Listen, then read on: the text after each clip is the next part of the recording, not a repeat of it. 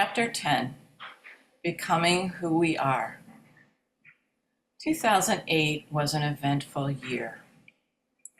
I had just been appointed director of the Undergraduate Writing Center at UT. It was a fraught mission. My department chair was in a bitter conflict with the center staff. The 85 graduate student consultants were feeling burdened and resentful at having to work there. The windowless space was overcrowded and noisy, and the staff had been gamely struggling to manage following 4 years of absentee leadership and no support. I was also teaching classes and supervising graduate students. I'd like to ask you a question about this. I've read it now a number of times, but to what extent how long did it take you to realize all the condition there? And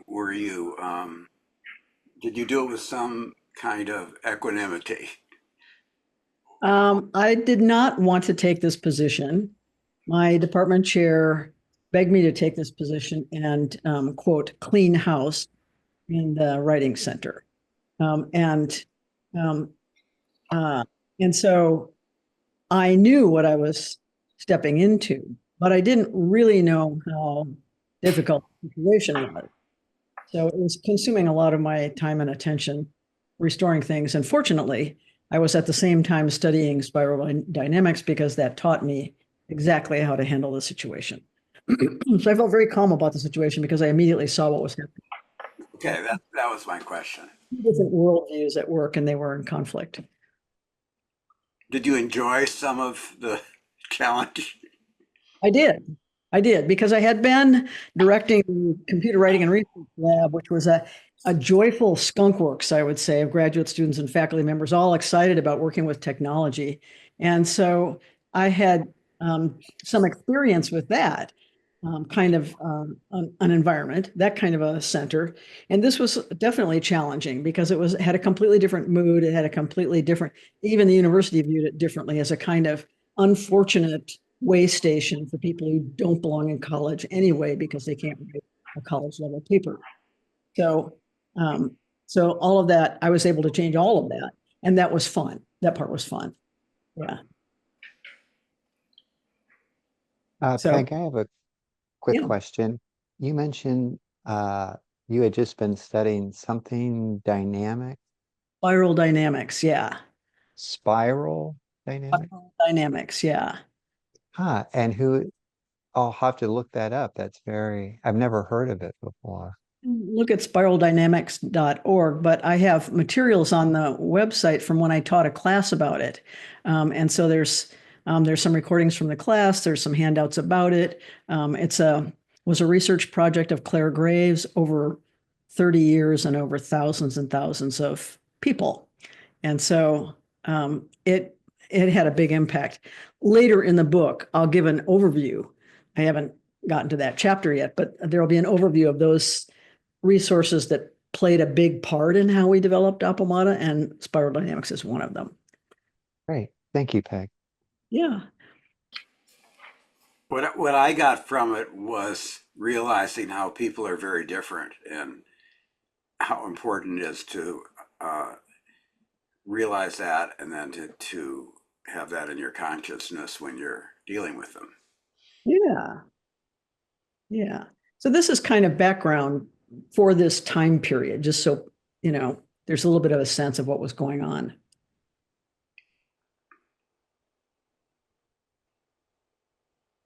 Okay, I guess I'm next. In the spring, my dear friend John died after his long battle with leukemia, and we also lost a devoted Sangha member and benefactor, Margaret Harrison, both devastating losses. And Peg, I know she is the one who made the garden possible. Her bequest provided the landscaping. And someone was there for the first time the other day. Actually, it was my rabbi's wife. And she was just she said, "This is such a wonderful thing here." We walked into the backyard and it was really like the sun was shining. It was beautiful. Really is, yeah. Meanwhile, the construction of the little house and back continued, requiring myriad decisions. It was a delight to have Flint and Aaron collaborating on them, and it was finally ready for Flint to move in April. Do you want to read this little verse that's on the other page?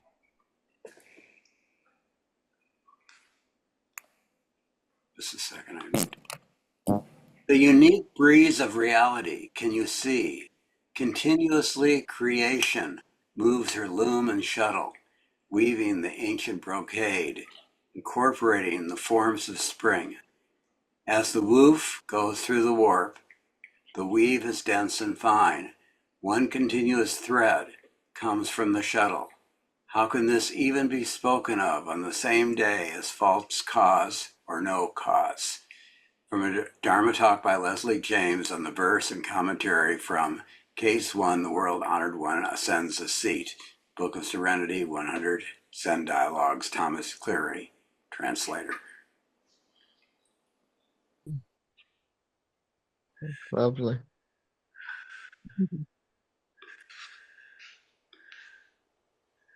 Then, in the middle of one night in May, I startled awake by flashes of light outside my bedroom window.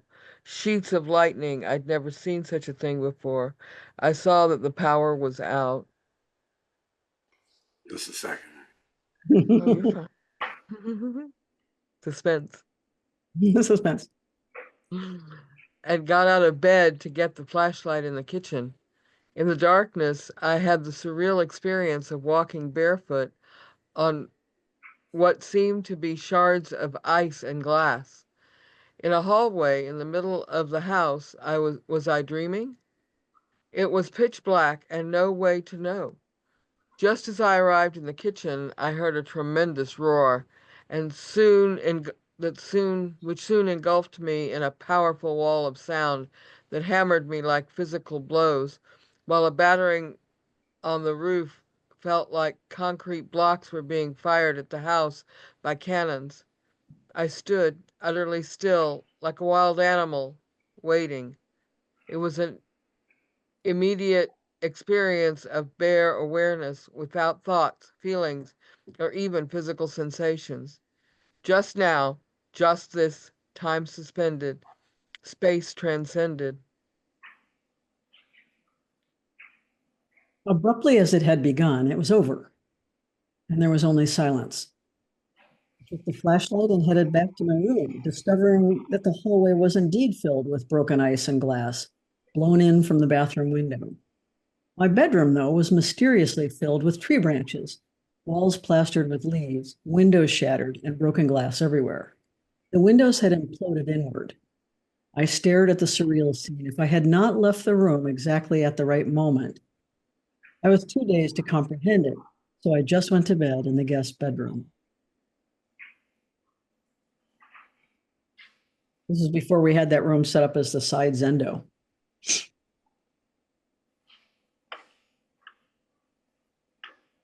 What's you, Tom?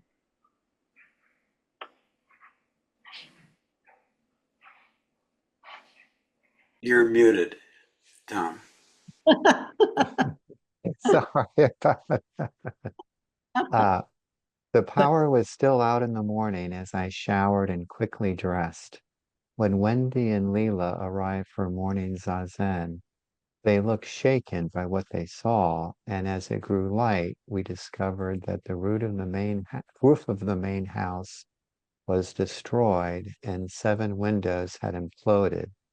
There were drifts of large hail in the backyard and bits of leaves plastered on the siding on all 4 sides of the house, hallmarks of a tornado. The neighbors' houses were mostly untouched, but there was a slender path of destruction all the way down to the Capitol, where the tornado had uprooted some 300-year-old oaks. I had narrowly escaped injury.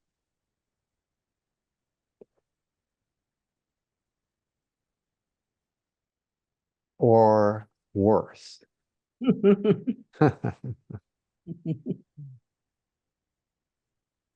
In a powerful embodied experience, I was shown how impermanence is not simply a Buddhist concept we need to comprehend. My default assumption had been permanence, that the way things are is the way things will stay, world without end. Yet this assumption has never been supported by any actual lived experience. It is a futile, grasping faith and illusion. The proof of impermanence keeps crashing into our habits, routines, expectations. The orderly worlds we create or struggle to are flung up against a universe of chaos, which we instinctively dread. In Zazen, we confront our denial, our distress, and confusion about our human predicament. Slowly, we learn to accept the reality of impermanence, to allow ourselves to taste it, to abide in it.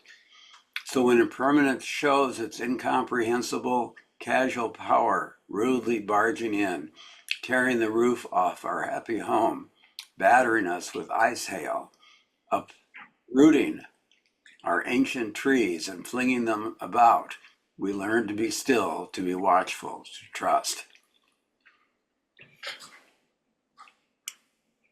Impermanence washes over us every moment, but usually we try not to notice. Sometimes it has to beat us over the head for us to awaken to meet it right where we are, in the middle of the night, in the middle of our terribly fragile lives.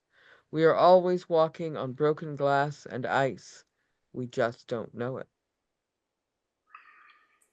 Zen is a sanctuary not because it shelters us from uncertainty, loss, and change, but because it teaches us how to make our home in the vast cosmos where these forces are constantly at play. It situates us in the midst of this great activity, the creative intelligence of the universe, constantly unfolding and enfolding our lives. Even the most powerful tornado is impermanent. When it passes, we begin again, sweeping up shards of glass, clearing away broken limbs, repairing the roof, because that's what we do. We tell stories, like this one, not to enshrine the past, but to recall and share its vital lessons. That's how our species grows in wisdom. And ultimately, there was a bright side. In rebuilding the roof, we were able to extend it and create a welcoming entry deck in place of the old concrete stoop. The radiant display of permanence and impermanence begins again, and we dance in its light. Summer brought the heat of a fraught political campaign. And in November, Ben surprised me with plane tickets to be in Chicago and witness, together with a jubilant ocean of people in Grant Park, newly elected President Barack Obama take the stage, certainly one of the most profound moments in our lives.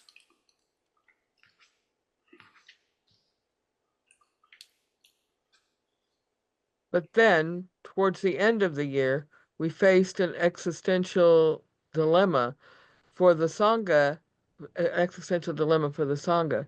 In a phone call, Joko's senior student, Barb, told me Joko wanted to start a new school led by Barb, Flint, and me. Joko had discovered the teachers of the ordinary mind, Disavowed. I'm sorry, thank you, had disavowed the teachers of the ordinary mind school.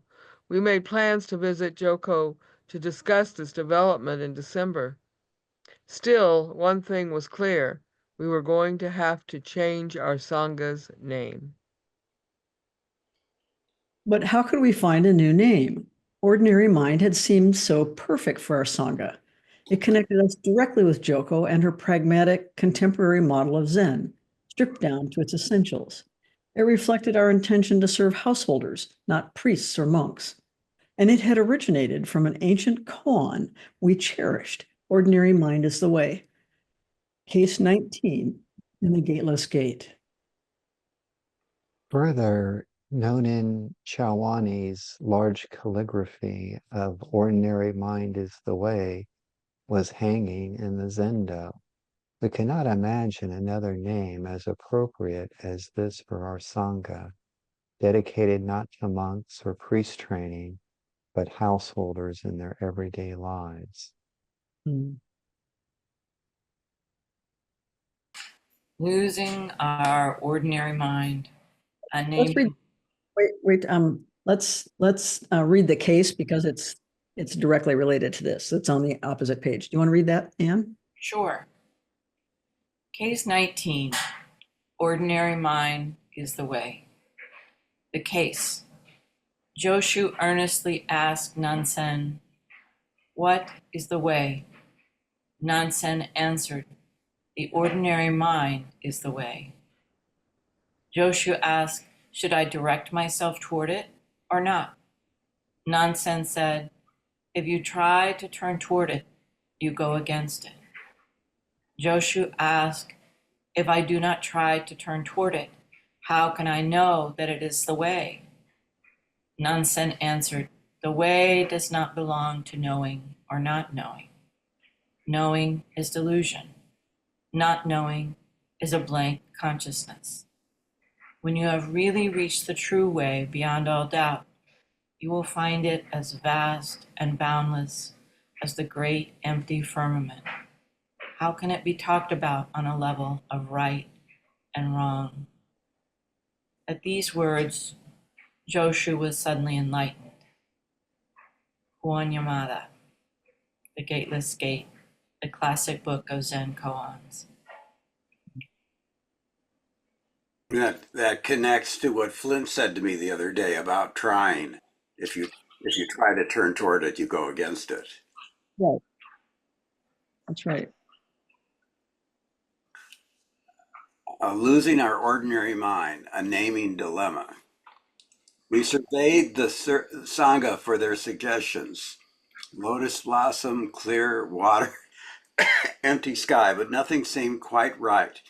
And there was the technological challenge. A bit of searching revealed that it would be pretty much impossible to get the domain name needed for a website using Japanese or English Zen words or even Buddhist terms in Pali.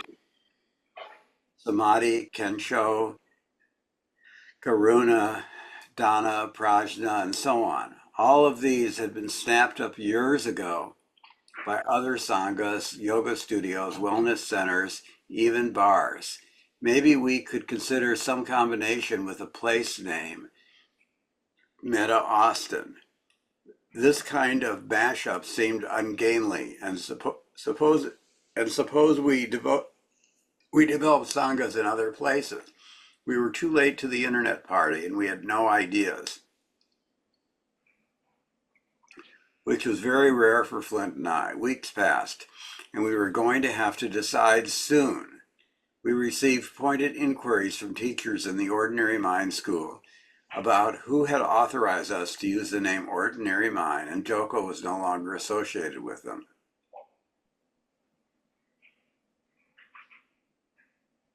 Finally, at the very end of the year, Flint reminded me of a Stephen Batchelor article we had read a few years earlier, based on a talk Batchelor had given at the Barry Center.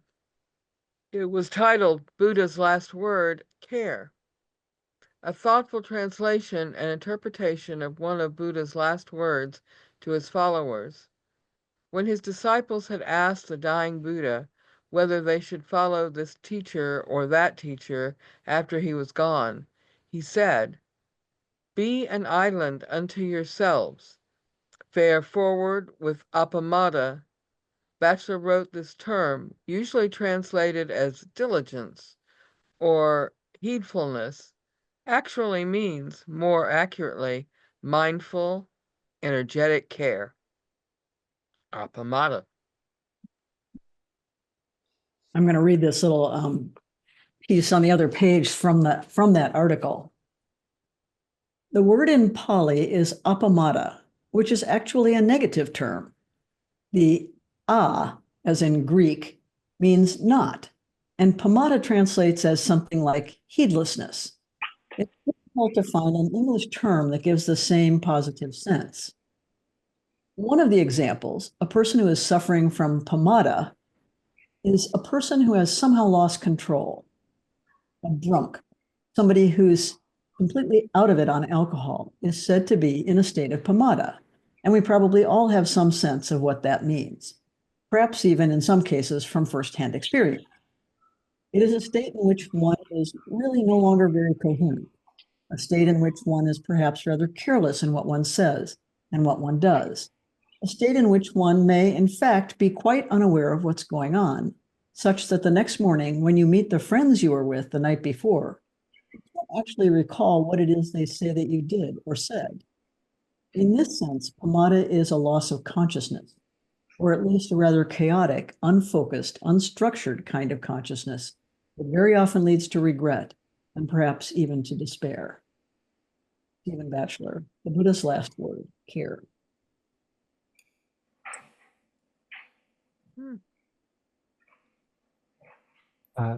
We stared at each other in wonder.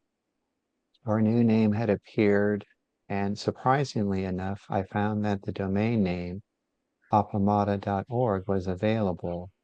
All the signs pointed in one direction.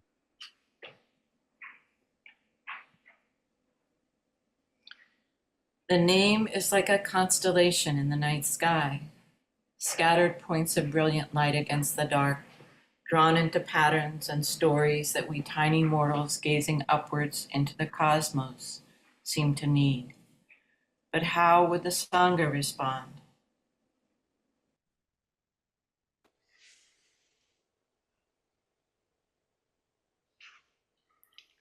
But how Appamada by design? Meanwhile, Ben was designing a wood mark, a set of what? A word mark. A word mark, a set of style guidelines, and a website for the new identity. Here's what he wrote in his guidelines for our Appamada style. Appamada speaks with easy confidence. It never shouts or whispers. This is one way to illustrate the care we provide. Because design is the first word we speak to our audience, it's important to say hello and with just the right tone.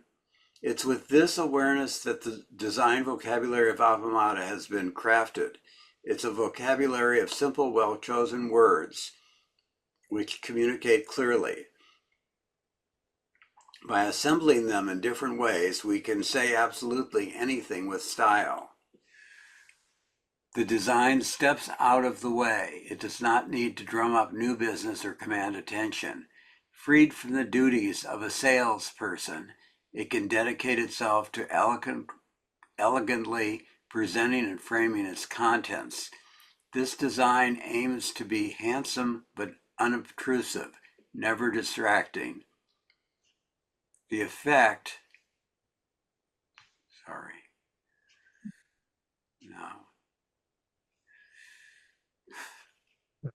There you are. The effect is that the contents leap off the page because they don't have to compete with anything else. And he wrote, the Appamada logo is an elegant geometric word mark. It's hard to overstate its importance within the design. It has such a special role that there are a number of specific guidelines to keep in mind regarding its use.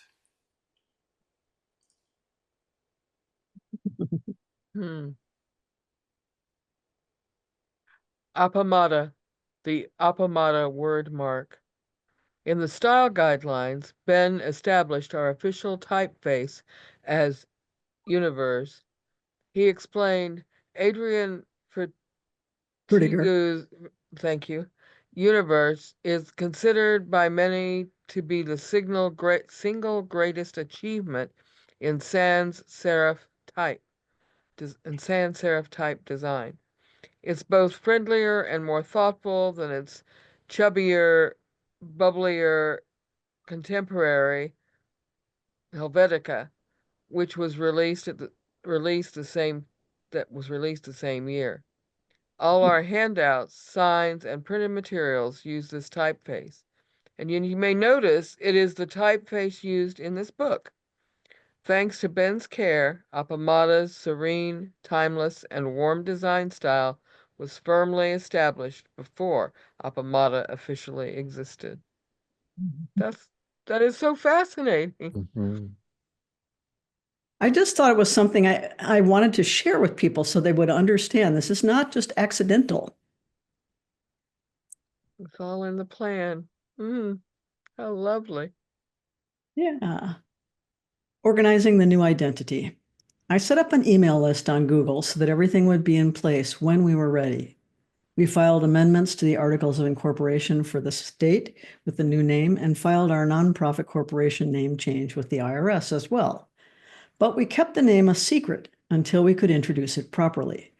We began to plan a one-week intensive to share the name and the teachings around it, including the Appamada Sutra, the Bachelor article, an article on this term, Appamada, by Thanisaro Bhikkhu, and other readings, and we prepared talks about the guiding principles of our Sangha, reflected in this name. But first, we needed to. Go on, Tom. No, go ahead, Kim. What's the Appamada Sutra? It's called the Appamada Sutra. It talks about the Buddha's teachings of Appamada. Do you mean the article? No, there's an actual sutra. It's in the Pali Canon. Oh, okay. You can find it on the website if you click on the Foundations class or the intensive, the 2009 intensive. All of the handouts are there, include all of these articles are there. The 2009 intensive is when it was introduced. Okay. Yeah. Thanks, Peg. Okay. But first, we needed to find some place to hold the intensive for the end of May 2009. We were fortunate to discover an ideal location. Lotus Lake Zen Community is situated on 30 wooded acres near Houston. The community is a group of Taiwanese Chan Buddhists led by Master Dongbai. Their primary practice is outdoor walking. They have built houses there for families and dormitories for visiting students. Because the community takes its meals together, there is a huge communal kitchen and dining room. The meditation hall is enormous, circular, with an enclosed walkway around it and polished hardwood floors. But the truly astonishing feature was the wooden boardwalks they built, creating winding pathways through the entire forest. The teacher had insisted the paths be built without harming a single tree, even a tiny sapling. These meandering walkways form a network of paths the community uses for its practice. They asked for our schedule so they could make themselves invisible, doing Tai Chi on the deck and walking practice before we arose, eating all together in someone's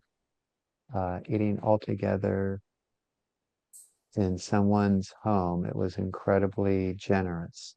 They had created a lake there, Lotus Lake, with a beautiful wooden bridge across it. It was home to fish and water lilies in full bloom, herons, frogs, and dragonflies. The setting was enchanting, and we would return for residential intensives over several years. The last year was beastly hot, and a savage drought had dried up the lake and was killing off the trees. The fish, lotuses, and herons were gone. Only the bridge remained. In the kitchen, our tenzo and cooks worked over hot stoves with no air conditioning, while temperatures outside soared to 105 degrees. The first Appamada intensive. But for this first week-long intensive, especially, Lotus Lake was magical, lush, and filled with promise. 17 Sangha members attended. Flint and I were delighted to be teaching together and bringing this new identity to our Sangha. Here's my talk explaining our new name. Appamada, a fundamental orientation. This intensive, and in the larger sense, the Sangha, is profound and wondrous, but I didn't want this. No, I could ever want such a thing. The whole activity is the result of a harmonic convergence between the wheel of Dharma set in motion by Buddha 2,500 years ago and our deep aspiration for truth and intimacy. No matter how feeble, intermittent, or defective you believe that aspiration may be, somehow we are all profoundly, wholeheartedly here together. This great activity can never arise in solitary practice, no matter how devout, nor in the bustle of our everyday lives. It is the manifestation of our shared intention through which the full realization of this path is actualized. As the Buddha within each one of you, the Dharma, that is the teaching of the truth at its most immediate and personal, and the Sangha as the embodiment of our interdependence and mutual care. No I can ever comprehend such activity. We meet in this intimate encounter and in everyday moments, in everyday moment, new expressions of who we are are born. Ever arising is our consciousness playing with new forms and processes, yet over and over again we miss it. So I'm going to read the Stephen Batchelor quote on the facing page. Thank you. Appamada is not just the occasional mindful thought or attentive state of mind. It's actually a commitment to being attentive. It's more than just a meditative state of mind. It's more than just being mindful. It has to do with that primary ethical or moral orientation we have in life, with which we bring into being whatever activity we're engaged in, whether in formal meditation, in our interactions with other people, in our social concerns, or in our political choices. It's the energetic cherishing of what we regard as good. Stephen Batchelor, The Buddha's Last Word, Care. Appamada is not missing out on your life. It is not about being kind to puppies and old ladies. There is a fierceness in it. It does not expect gratitude or approval or even a positive effect. Yet it is a responsive function. We can't assume a lack of care because the whole activity looks nothing like caregiving. So let's take a closer look at what we believe the Buddha meant when he encouraged his followers to fare forward with Appamada.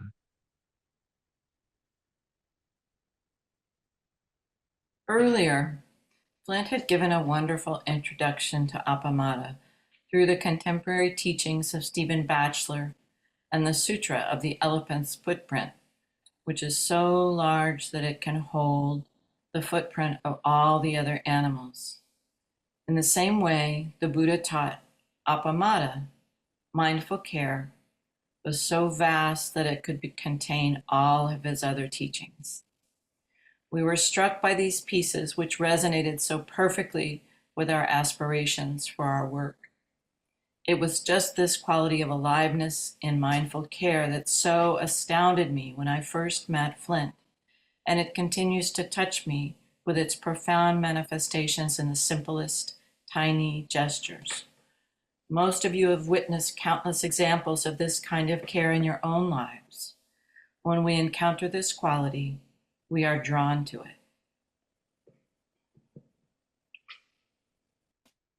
And possibly many other thoughts and feelings come up for you when you hear the meanings of Appamada. Some of them may be a bit conflicted. Most of us have had a lifetime of being told what to care about from our parents, teachers, friends, workplaces, and of course, media. The list is endless.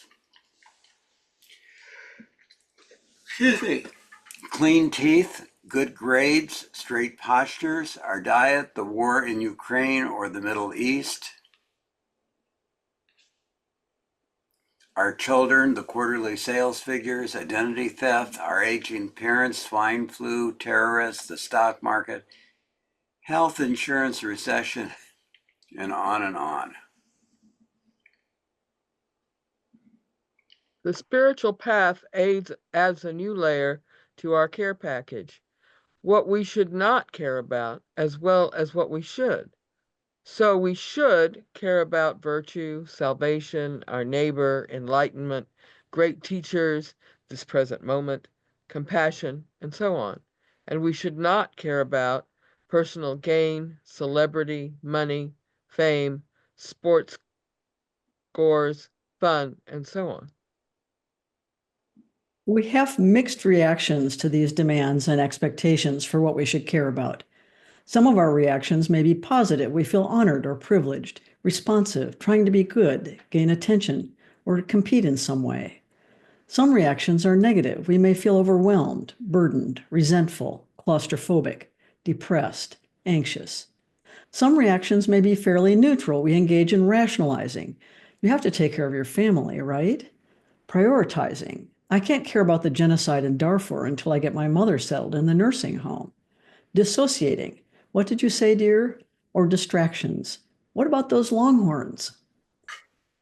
When we hear about Appamada, we may feel that we are being asked again to care in this way. Yet we are not talking about this sense of care as something we do, say, or think towards something, someone, or some situation. There is a difference between taking care of and taking care with. Taking care with does not reflect me, an object such as another person, and something I'm doing to or for that object. We take care with our whole body and mind, taking care with an unfolding situation together with everyone else in the situation. We do this in full recognition that there is just this one activity, a full and complete manifestation of the whole cosmos right where we are. And we are wholeheartedly participating within that activity. Even our refusal to play, our turning away or seeking some distractions are still the means of our participation in that activity.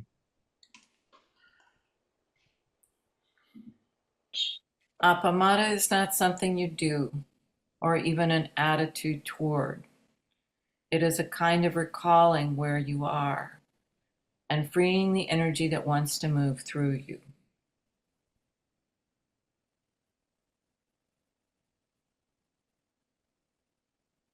So move it up. Yeah.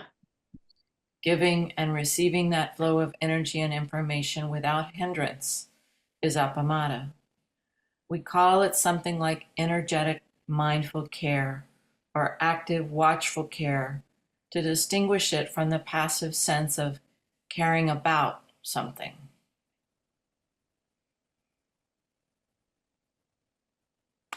It may manifest as passionate action or even silent reading. You might also think of it as attending right here and right now.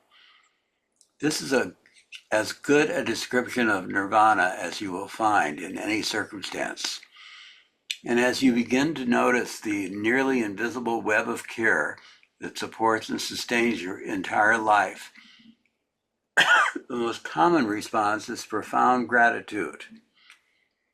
Appamada flows through it. Here's just one example. Someone has decided to be a dentist, spent years of studying and lab work, plus a great deal of money to establish a practice. needs to be good enough to attract patients and build up enough of a base so that he or she can be available just for that brief amount of time that you will need a filling. There's a receptionist, equipment, phones, and insurance to pay for, advertising and websites to be designed and published. There are annual conventions and ongoing research in medical journals to keep up with. The the dentist probably has to maintain a house, a car, a family, take vacations, and take care of his or her own physical health with diet, exercise, and medical care. Retirement and taxes need to be planned for, food and clothing purchased, cell phones and computers managed. Need I go on? You, together with your dentist, are, you hope, engaged in Appamada, energetic, mindful care of your mouth. You take care of your part of that activity when you brush regularly and follow the dentist's suggestions and stay off skateboards. The dentist takes care with your teeth with skills and knowledge and experience. Yet you also may feel anxious and fearful about the whole activity. You may resent your own teeth when you are in pain. You may dread even the thought of a visit to the dentist. You long for reassurance and comfort when the reality is, well, whatever it is. You see how all of this is one activity, and given the life you are in, you have complete freedom in how you play it. How do you understand the quality of Appamada as that participation that is truly free, completely present, absolutely awake? Now, uh, whoops. You want to read the Dogen Oh, oh, quote? oh, sure. The Zazen I speak of is not learning meditation. It is simply the Dharma gate of repose and bliss, the practice realization of totally culminated enlightenment. It is the manifestation of ultimate reality. Traps and snares can never reach it.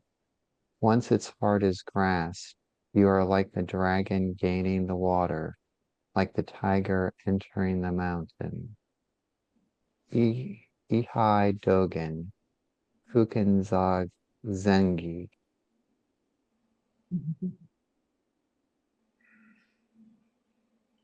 Well, do you think Lotus Lake is still available? I don't think so. They were really bereft the last time we were there because they were losing so many trees. And they asked us how to save the trees. And of course, in the middle of a drought, there's no way you can, you know. So, I mean, that's 30 acres of trees. So I don't know that there's, you know, there's still a website there, but I don't know that they're active.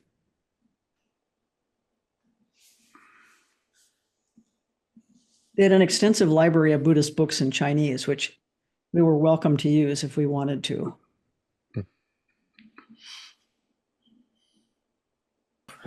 Now, Okay.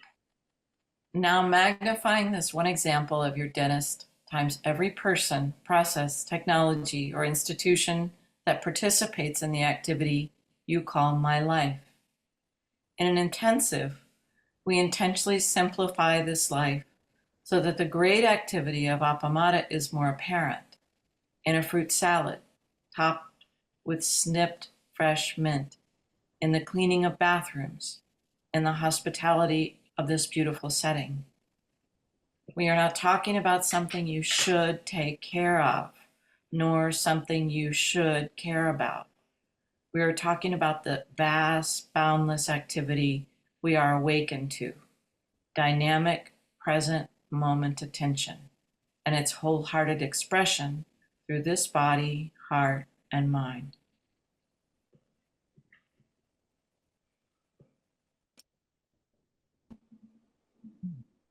I'm just wondering if should be in italics because it's so important. You know, that would everyone get that? You mean in that we are not talking about something you should? Yeah. No, I don't want to put that in italics. Okay. The Buddha. You want to read the Stephen Batchelor? Sure.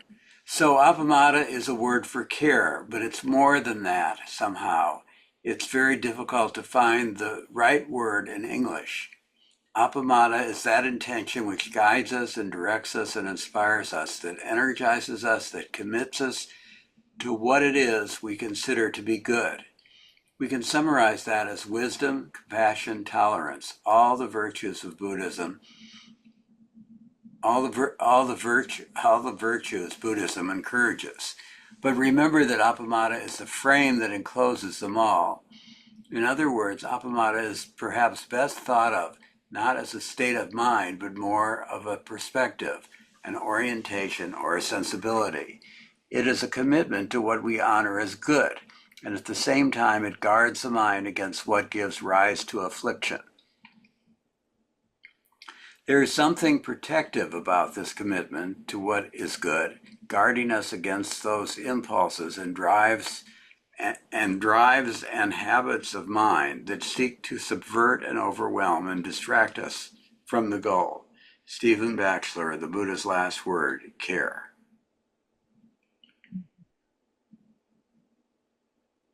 I'm afraid I had to go get my plug, so I've gotten lost. If someone could show me where we are. Buddha said that Appamada, it's in that little inset paragraph. Ah, okay, thank you. The Buddha said that Appamada is the path to the deathless and that all skillful qualities of mind are rooted in Appamada, converge in Appamada and have Appamada as the foremost among them. This is precisely the elephant footprint. Here we are in this remarkable environment, moon sliver, lotus blossom, Texas spring. And I can't help thinking about the frogs. Consider the completely present, silent stillness of a frog in repose, entirely awake, entirely at ease, until that moment a fly crosses her field of view. The response is immediate, yet only what is precisely necessary in that moment. Then, just as immediately, the frog returns to stillness and silence and ease. What is meant by enlightenment is an appropriate response. The frog takes care with the fly, hit or miss. Quality of Appamada is relational, energetic, mindful care is relational, energetic. Mindful care is a relational expression, not an individual approach. Mu Song speaks of relationality rather than relationship. Why?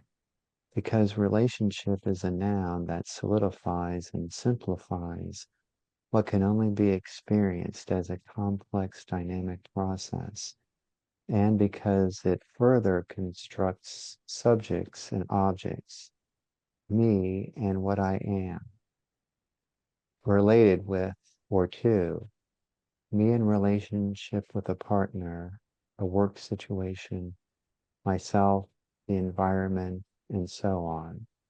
So soon we have three objects identified, you, me, and the thing called our relationship, which can have all the attributes of a person, healthy, unhealthy, conflicted, stormy, calm, anxious, trusting, damaged, and so on. This leads to strange constructions such as, you don't really care about our relationship, do you? As if you had a child between you or a houseplant that is being abused or neglected, or I want to talk with you about our relationship, and so on. Weird. There is no such thing as a relationship. There is only relating.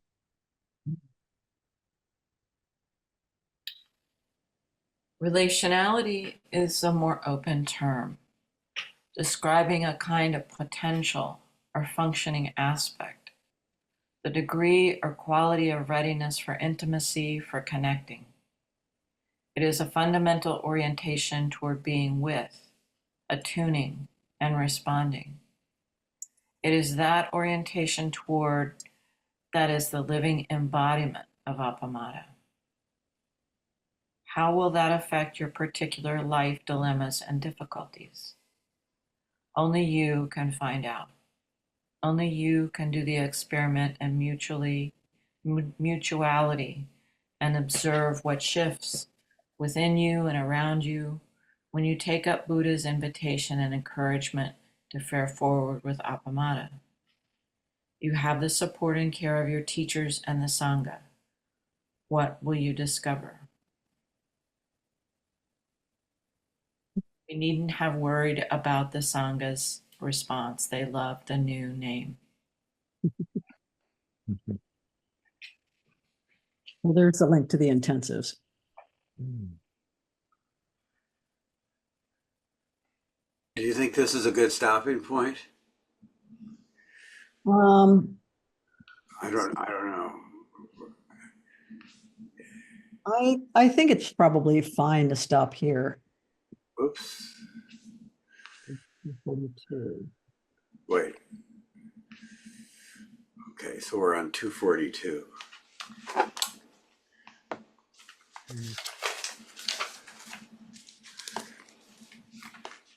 Okay. Two. All right. Thank you. So great to hear everybody's voices. We have, I don't know if you know our format, Tom, but we have about 15 minutes of writing, and then people can share anything they've written. You can write a reflection about what this is, or you can write anything you want, first chapter of your novel or whatever. But it's just it's a little window, a protected writing space. Great. Thank you, Peg. Yeah, then we'll come back together and we'll have a little chance to share whatever we'd like to share about this. Okay. Before we share things we might have written, I'm interested in your thoughts about this chapter so far. How it's striking you. That will be helpful for me to know, like right level of detail, too much detail. Seems interesting, not that interesting. That's what I'm kind of curious about. I, for one, am fascinated by this chapter. I'm really enjoying it, and I really am enjoying the way you put other things in, quotes and that kind of thing in as it went. I know you put a lot of that sort of thing in, but the pattern that you have with this, or maybe it's not so much of a pattern, but the way you're doing it in this chapter, I think really brings a lot to the feeling of how and why things had to change and the joy with which they were changed, you know, and how that went, that it was not a joyful thing at first, but by the time the name came, and I love how it just came, and the Buddha, that was just amazing to me. I thought that was so great. That it really was what it needed to be. That's helpful to know. Yeah, because I'm glad that joy conveyed itself. That was certainly a big part of it.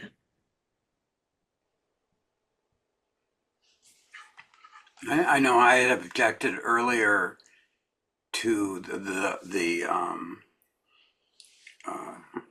tornado or whatever that was. And I really think that, I don't know if you added stuff or if my perception changed, but it really made sense now of someone moving through with some kind of Zen background, moving through a horrific experience. So that was great. And I thought also the Appamada part was beautiful. I wouldn't want anything eliminated from that. I can read something. I wasn't going to write about our reading tonight because right before our reading tonight, I watched a homeless man crossing the street. It was obvious he needed help, way beyond what I could do. As I drove past him, I noticed his pants were half down and soaked. I also noticed the thought that I needed to do something, but had no idea what. When I got home, I asked AI and found a phone number that I could have called. But then we read about Appamada, and I forgot how care was relational.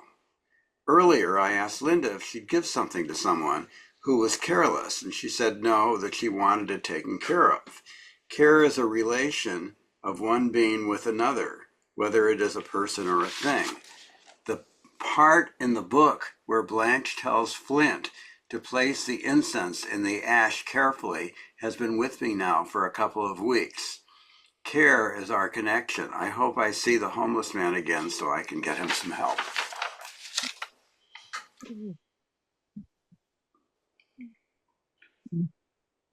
I've been also reading the Soul of Money and the part about India, and then seeing this man was closer to anything I'd seen for a while.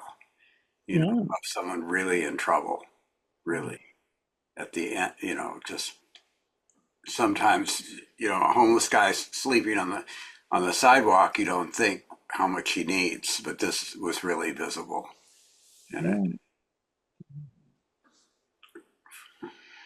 Yeah. Well, I definitely second Melissa Kim's comments. I really found the stories beginning, with the need to change, and then coupled with the tornadoes sort of impetus of how change happens dramatically without us, you know, ever expecting it. I thought that was really good. And yeah, I really think this was helpful to me as a new person at Appamada to really uh, see the careful thought, uh, sort of the serendipity too that accompanies life at moments. And so I really appreciate sort of seeing these roots, really described so well, and kind of to realize too how much thought has gone into Appamada as a group, as a Sangha, to make sure that it is a really good experience for everyone. Well, I really appreciate that because you're like a representative of one of my key audiences, someone who's completely new and doesn't have any background um, about what we've done or our history or anything like that, and trying to give people a sense who are new of what how this got evolved. And that's helpful to hear. I found it very grounding in the sense of like whenever we join a new group, especially one that's been in existence uh, for a while, sometimes it can be hard to really understand why are things this way, and I think this book tries to really help somebody new understand kind of where people have been coming from, uh, even though again it is so much about relating in the present versus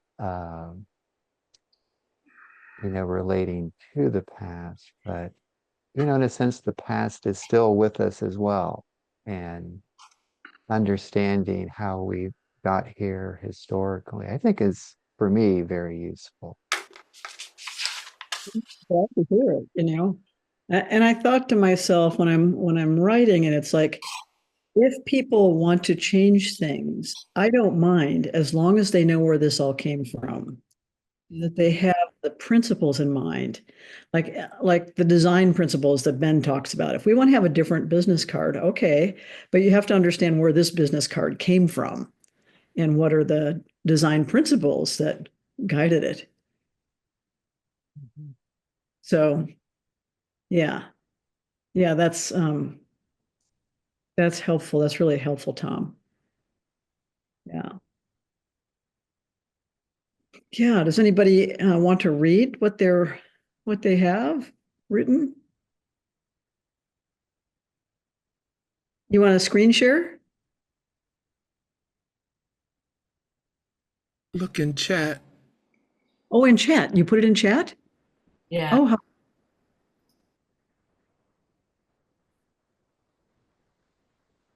oh. Thank you so much, Ed. Yes, thank you. Yes, it was this the topic of several Dharma talks. Yeah, yeah.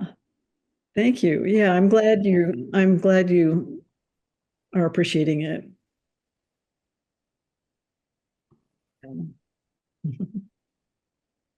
I think I found the section about the design, about Ben's work, um, really important.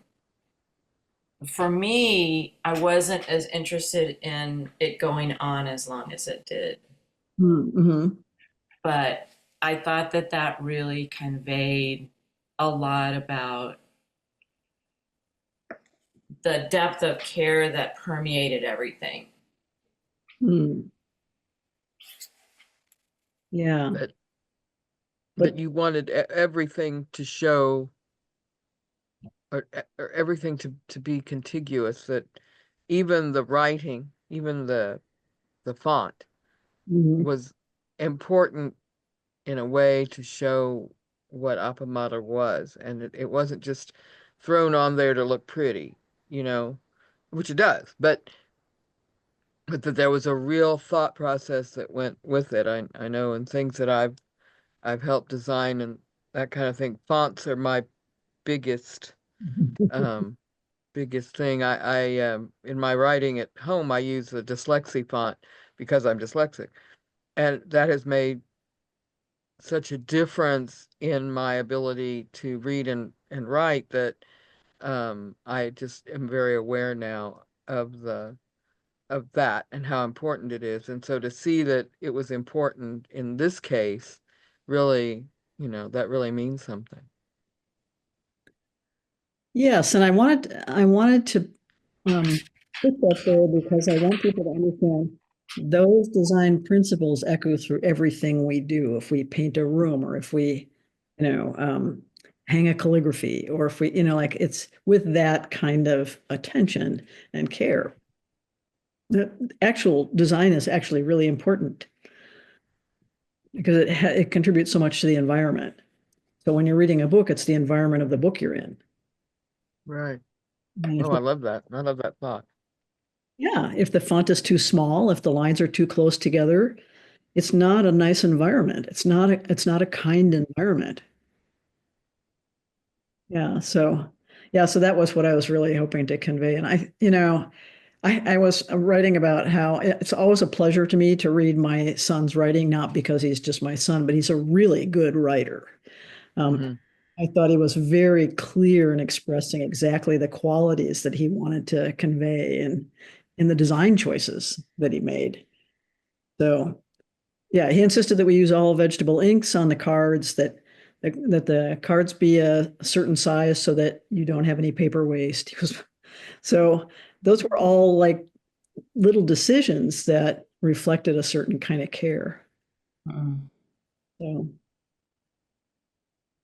you're muted, Kim. You're Kim, muted, you're Kim. muted. It's not just you talking about care, but the fact that your son, that you were able somehow to transfer this care to your son, that he Mhm. would come up with this, and that's really beautiful. Yeah, he was following along the whole way. He was very interested in what we were doing, and yeah, yeah. So he must, by that point, had enough of art school education under him and enough obsession with typography that he knew what he was talking about. But yeah, and I thought about, not putting it in or just, but it says something. It says something important about Yeah. how we were thinking about things from the very beginning. So thank you for indulging me in that. Mhm. And the part about the tornado, Kim, was expanded based on your response to it. So I did think about, why is this in here? What is it doing here? What is it showing us? Why do I feel like it's important? Yeah. I mean, besides that it wrecked the house. And allowed a good rebuilding, an Exactly. addition. Right. Yeah.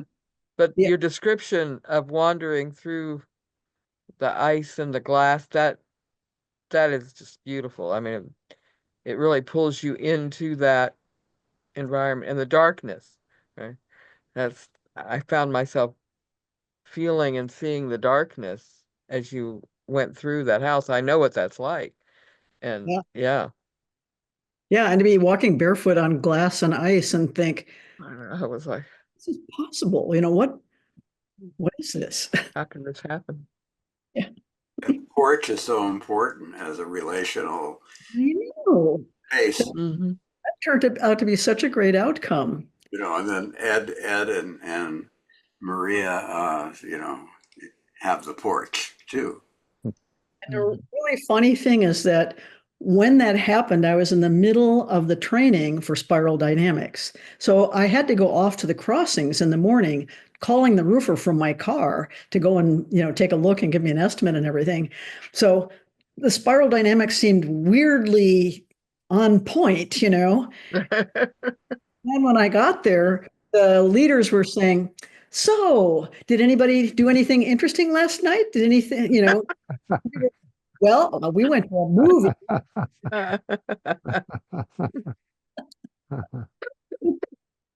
Oh, It was a my pretty, goodness. it was a pretty weird, funny experience. I can imagine. Yeah.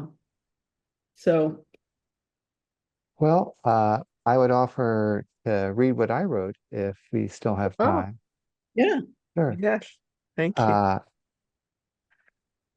I really enjoyed reading together this detailed history of the Sangha and its naming. I like the choice of Buddha's last word to signify our own quest or path in life, alone and in community. I also like the distinction between relationship versus relating. I agree that we are always relating to another person, either talking directly, thinking about, or actively working to help or love the other person. Setting the Sangha's foundation on this uh, active stance towards other Sangha members seems a well-chosen name. Learning about its uh, careful choice was very satisfying to me. Mm, Hmm. thank you. Yeah. Sure. That's lovely. Yeah. It's so clarifying for me as I'm writing. What are the things that seem satisfying to people? What are the things that are engaging? And what are the things that convey what we hope to convey about the experience of Appamada and the intentions and principles? So that's, hearing your responses helps me. I'm now working on chapter 13. So um, we're entering the home stretch actually in chapter 13. It's just chapter 13 and then 14 and then the conclusion. So I see this all coming together now. It's kind of interesting. It's been a long, long road. I think this book has probably been 7 years, maybe 8 years in Mm. process, Mm. but it didn't really get real legs under it until fall of 22 when I started working with Jeffrey Davis um, and got really on fire because I realized how I wanted to lay out the book, how I wanted to have the elements and the images on the right hand page and have the narrative on the left hand page, and that just galvanized everything. So it was design and narrative have to work together. One of the things that I really like about that part of the design, having one on one side and one on the other, is that you can continue with the thought on the written page as far as you want to go until you feel like you've come to a stopping point, and then you can go back and look at Right. the things on the other side, or as you turn the page, you can take in everything on the other side and then settle back into the narrative. I really enjoy the way you've set that up. I'm so glad to hear it because that was one of my major fights with my son. I can literally see why he would have that problem, but I think for this sort of thing, it really is a good way of doing it for Yeah. all different types of readers too. And because different kinds of people are going to be reading it, and it flows to whatever, you know, visual and mental type of thing that you need for oneself to engage in it. So, yeah, and it allows for that. So that's why I like it. I feel like the photography is adds something that can't be done in writing, you know. Hmm. And so they're so complementary. It's Hmm. my intention anyway, so that it's also refreshing for people because people are reading books less now. And I think it's because they don't have the stamina. They were so used to short form text messages and, brief emails. And so that's what the research shows is yes, there are book readers, but there's a large number of people who don't read any books at all. Yeah, isn't that sad? It is. It is. But still I have to write it. It's like a compulsion. Yeah, absolutely. Then you know you are where you're supposed to be. I That's remember- my feeling when something like that happens.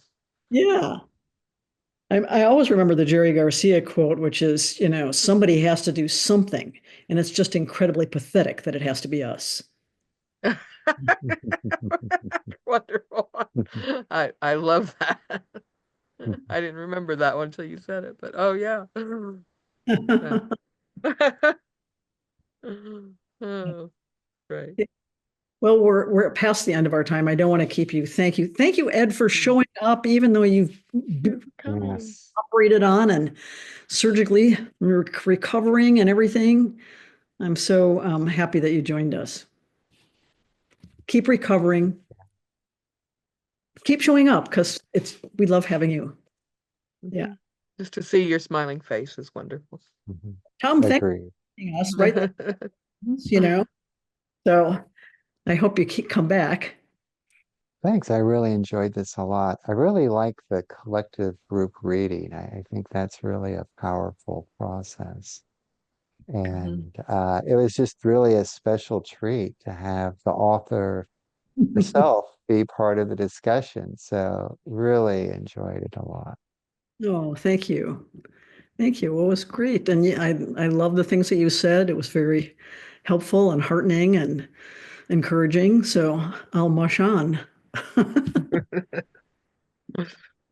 All right. Take care. Have a wonderful Night. evening. Night. Yes. Bye. Well, Ed.